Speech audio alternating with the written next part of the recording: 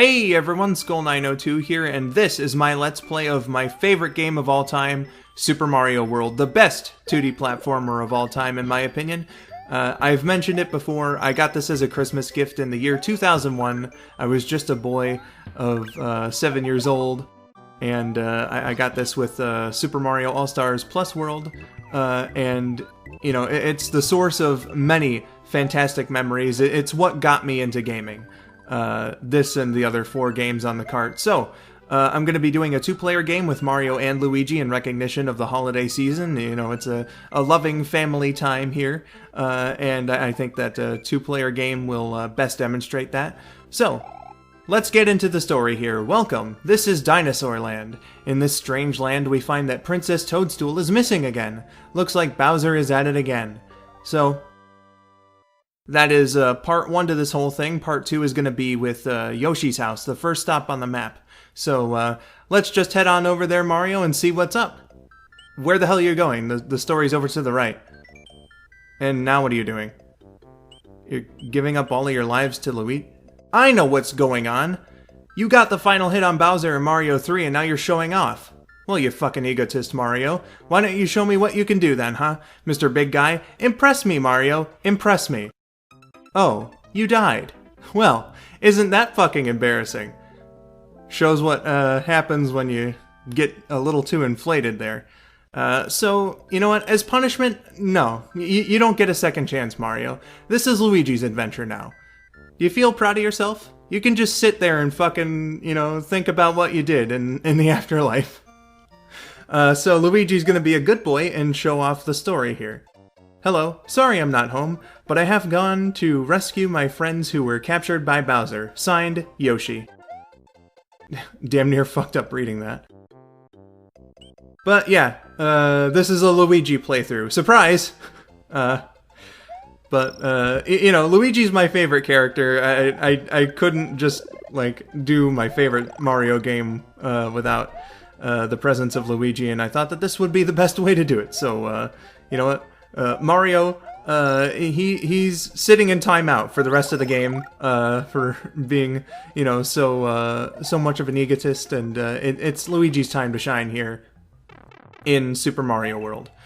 So we just saw the spin jump. You know, the Super Nintendo, of course, had more buttons on its controller than the NES, so they decided to take advantage of that. The regular jump is with the B button, the A button is the one that will do the spin jump, and the spin jump is good for taking out certain enemies, as well as certain blocks as well. You know, you can break them down, and that'll open up, like, new passageways and whatnot. Another thing that was added to Super Mario World is the ability to throw a Koopa shell upward. In Mario 3, you could carry them, and that was like a big addition to the series, but now, instead of just throwing them forward, you can look up on the D-pad, and it will toss the Koopa shell upwards as well. So I think that that's a pretty fucking neat thing right there. We got a new enemy, Chargin' Chuck. He's not so much of a threat there, but he will be more annoying later on. Luigi just crossed a new goal. You know, in Mario 1 and Lost Levels, it was flagpoles. In Mario 2, it was like the weird orb eagle thing. That game does take place in a dream, though, so I guess that makes sense. And in Mario 3, it was the card system. I'll explain more about the goals in just a moment. Here we have a Switch Palace. You may have noticed some dotted lines in the shape of a square. Those are meant to be blocks, and basically the function of the Switch Palace is to make all of those dotted line blocks into normal blocks. Specifically, exclamation mark blocks, yes. So, there are 4 of them. Each one corresponds to a color. This one, of course, is yellow. And the cool thing about yellow and green ones is that they'll spawn power-ups when you hit them from below. So or from the side, if they happen to be oriented that way. So the yellow ones will spawn super mushrooms, which is pretty fucking neato. And now we're going to be getting introduced to our faithful companion during this whole adventure. This is Yoshi. Yoshi debuts in this game, and he becomes a big old fixture of the Mario franchise. Which, you know, great stuff, because I think that Yoshi made a very good impression in this game. He's very helpful. You saw just a little bit ago that he can swallow up enemies with his tongue, and he can also do some interesting stuff, like with Koopa shells specifically. You know, if he swallows a green shell, or rather if he eats one, like, and you keep it in his mouth, he can, like, spit the shell out. If it's green, or if it's red, he'll spit out fireballs. There's some other stuff that he can do too, but I'll save that for, like, when it comes up. But Yoshi, just in general, is a very useful addition to the franchise in this game. And others, but in this game specifically, like, he's another hit point. So, you know, if you get hit while you're on Yoshi, you don't, like, Luigi here, just for example, like, he has the fire flower now. He wouldn't lose the fire flower if I got hit while I was on Yoshi. Yoshi does run around, so, you know, depending on the circumstance, you might have to really dash to get him back. But, you know, that's the price that you have to pay. It's like the animal buddies in Donkey Kong Country, except before, because this is one of the first Super Nintendo games. So, yeah. Yoshi, just a good companion, and a nice new addition to the gameplay of the Mario franchise. So, like, just about the creation of Yoshi, actually, for the longest time, the Mario team wanted Mario to have a mount of some kind. Lots of ideas were drawn up, like Mario riding a horse. I think Mario riding a dinosaur was another idea before Mario World, but they've been wanting to do this since, you know, like, the first Mario game or so. And I think it was that they didn't really know enough about the NES's technology when they were developing Mario 1 and Lost Levels to be able to do that. And then with Mario 3, there must have been some other limitation.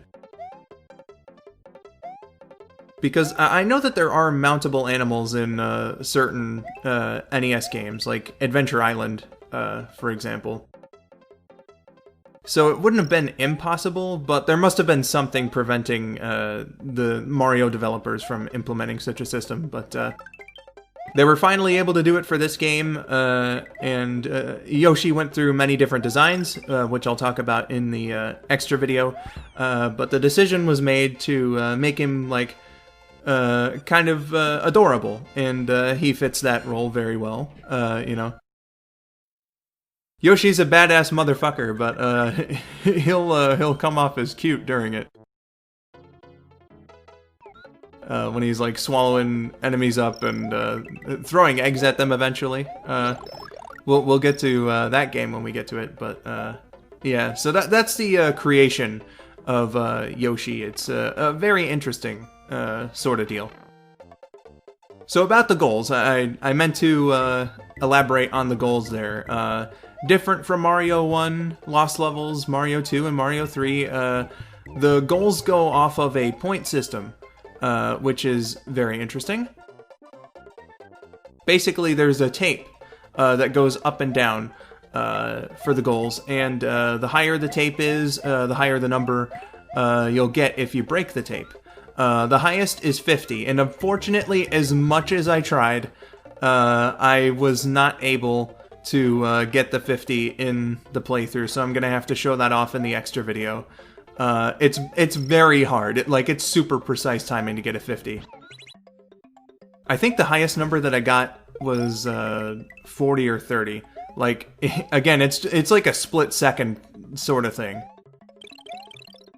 But like, that's not all about like the goal. You know, there will be a bonus game if you roll the score past 100 because it resets at 0 after you get to 99, which is a great way to build up extra lives and whatnot.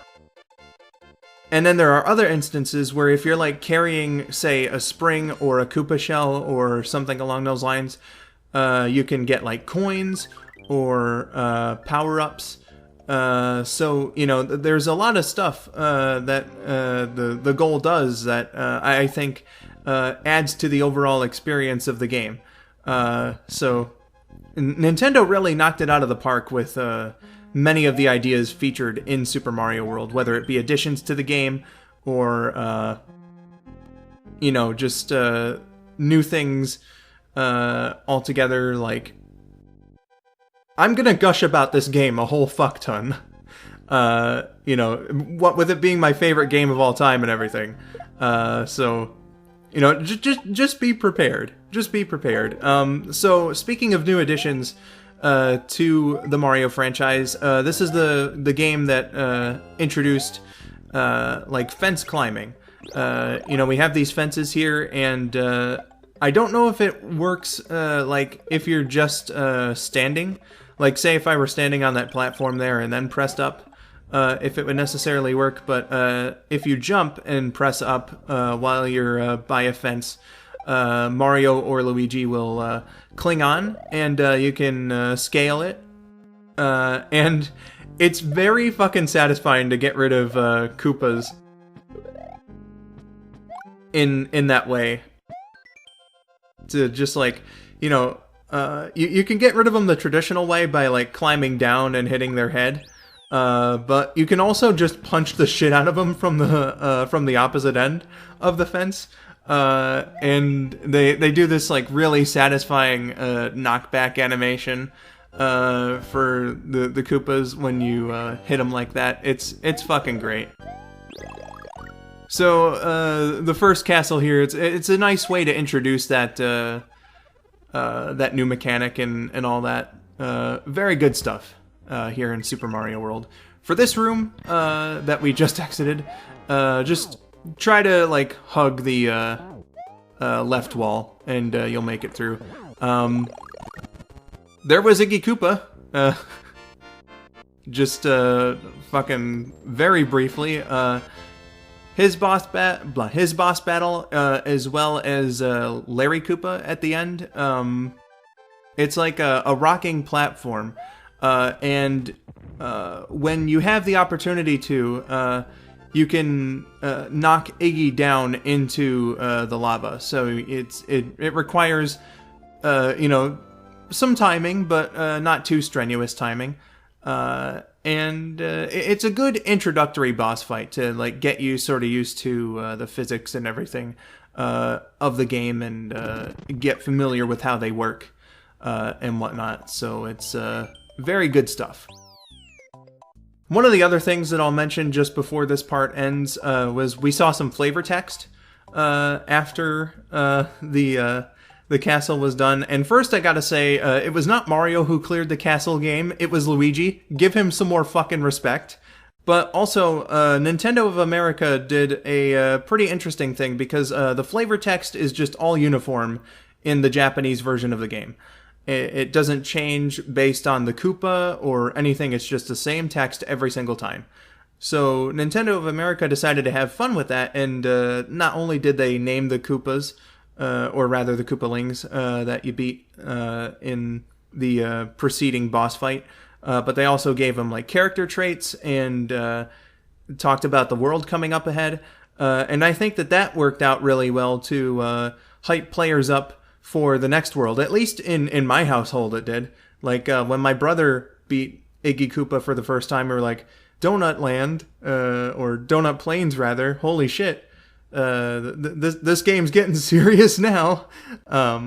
You know, it was just a fun way to add some character to the game, and Nintendo of America, good job on that one. But there's plenty more gushing to be done in later parts, so I'm gonna cut this off now.